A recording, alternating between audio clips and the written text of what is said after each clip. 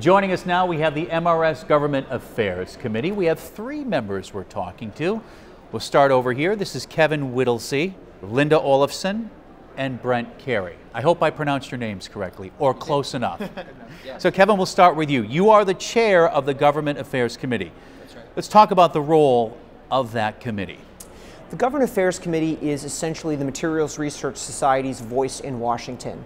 Really, we are about representing MRS interests in Washington, working on policy issues that affect not just MRS members, but the materials community in general, whether it be the federal budget or for funding for research or specific policy issues. And we work to represent MRS in Washington, and we also work to educate members about how they can be involved in that process.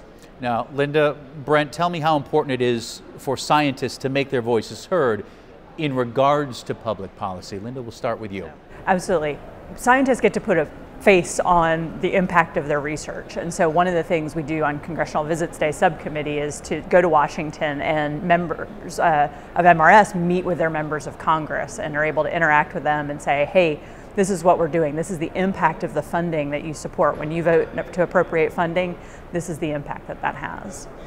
And I'll even add to that to say it's a tremendously important part about R&D that the federal government supports financially much of this research and activity. So to be actively engaged as a constituent and promote additional funding and the promotion of legislation that helps drive innovation and funding towards materials-related activities, it's tremendously important. Well, Brent, on that, tell us about the grassroots subcommittee specifically. Sure. Our committee does, as the name suggests, our grassroots advocacy activity within the Government Affairs Committee.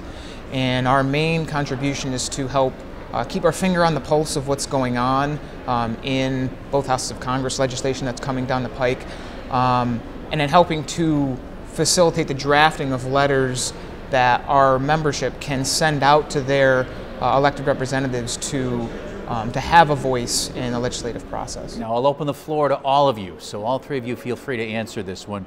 What are some of the ways that MRS and like-minded organizations have helped shape public policy for the betterment of science research? The ways are innumerable. MRS works very closely with a number of partner societies, whether it be innovation, intellectual property, patent reform.